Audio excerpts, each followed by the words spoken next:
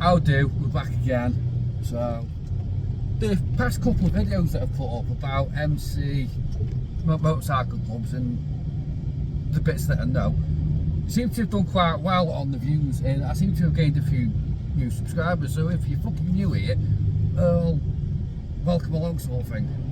Welcome to the party, pal. Now, the last video I did was on the road captain, which is what I know a lot about because, as I said in the previous video, someone who is connected to me did what they did. And I did say in other videos that I keep missing bits out, and there's a bit on that I missed out.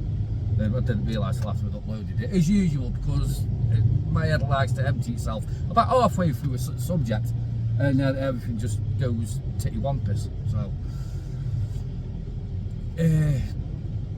So the other bit I wanted to touch on was the tail gunner. Now this position is pretty much what the sergeant at arms or the vice president is to the president of a motorcycle club. He's the same to the road captain. He's the road captain's right hand man. So the road captain rides at the front or just behind the president. The tail gunner rides at the back. And obviously back in the old days, before we had things like Bluetooth technology and all that kind of stuff, if the tail gunner wanted to get a message to the road captain at the front, it would have to be Chinese whispers through the pack till it got to the front.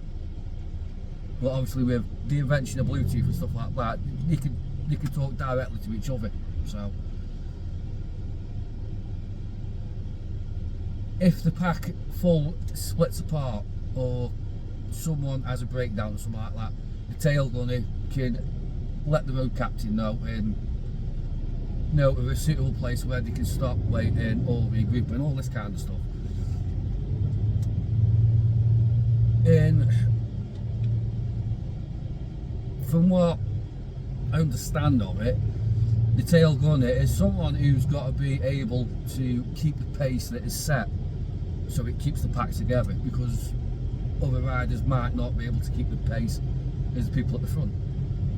And then the pack stretches out like an accordion, and then it bunches up again, and then it expands again. Which isn't how you want to be doing pack riding. You want to be staying as one, because of braking distances and spatial awareness and all that comes into it.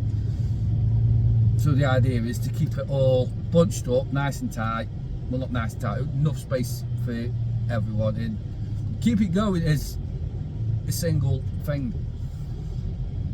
Because if you're riding in a pack and you want to move out to overtake slow moving vehicles, the entire pack moves out together.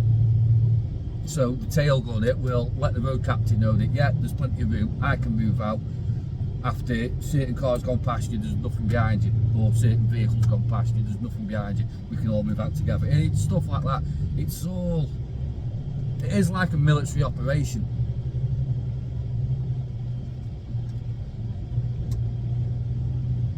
And the tail gunner is, like I said, the right hand man to the road captain.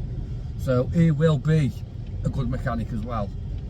He will be able to let other riders know that maybe a light's gone out or something like the rear tail light's gone out or whatever. If anyone falls off, he will be the one that goes off and deals with it.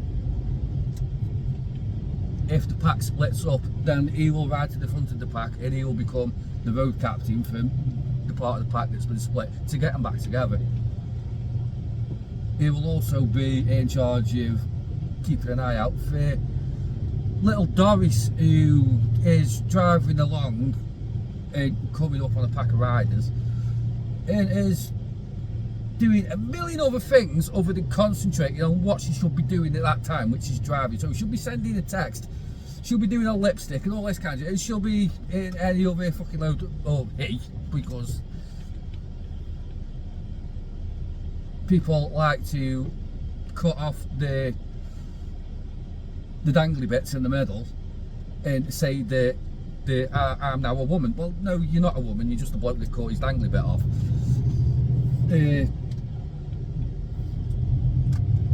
Anyway, that's going off down the rabbit hole. But his job is to keep the pack safe from anything that's coming up from behind. Because just because you ride as a pack doesn't mean that you're going to be travelling at 70, 80 mile an hour, overtaking everyone. You might be doing 60 mile an hour, you might get some little chavvy knobhead in his little 1 litre fart can Corset, thinking that he's Billy Big Bollocks, he'll come tearing past 800 mile an hour because he's showing off. It's the road captain's job to let, not the road captain, the tailgunner, to let the road captain know there's a fucking dickhead coming up behind you, so just be fucking wary.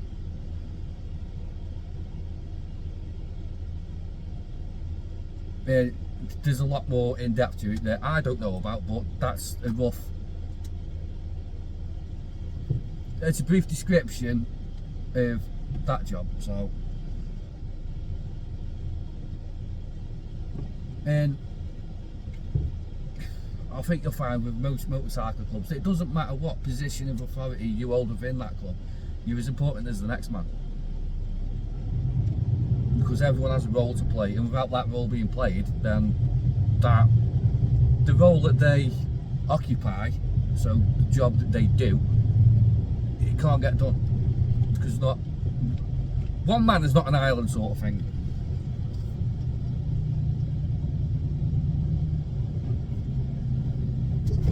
And then it brings on the topic of riding formations and stuff like that. So you'll have single file where you'll ride one behind the other. You'll have a staggered formation, so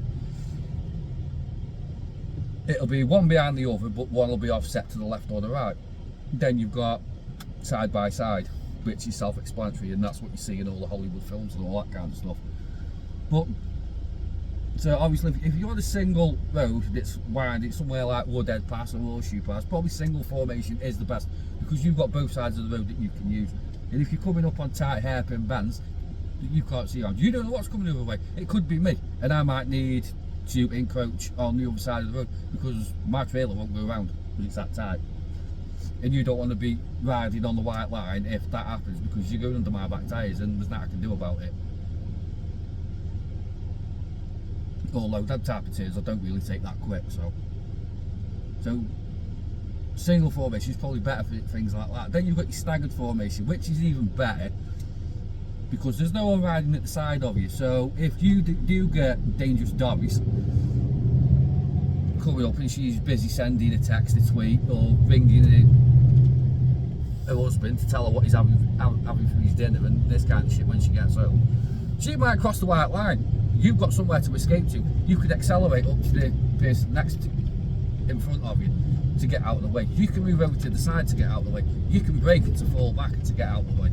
You've got plenty of runoff. If you're riding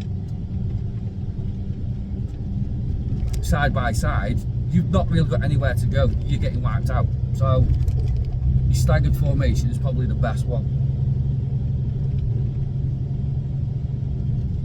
But that all comes down to the club and personal choice and all that kind of stuff. But personally, in my opinion, if I was going to pack ride, it'd be staggered formation.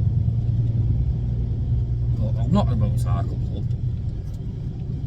It's just bits of what I know, and it seems to be doing quite well at the minute. I thought I'd give it another fucking crack. So there you go.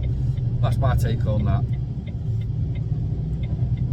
Now, if you're new to my reservation, not the reservation, then not all my videos are about motorcycle clubs. They go off on anything and everything, so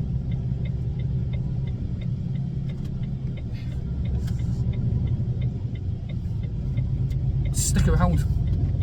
You might learn something, you might not, you might just think I'm a complete fucking cock one, but look, opinions are like arseholes, everyone's got one, so I'll catch you in another one. 10-4, bonjour.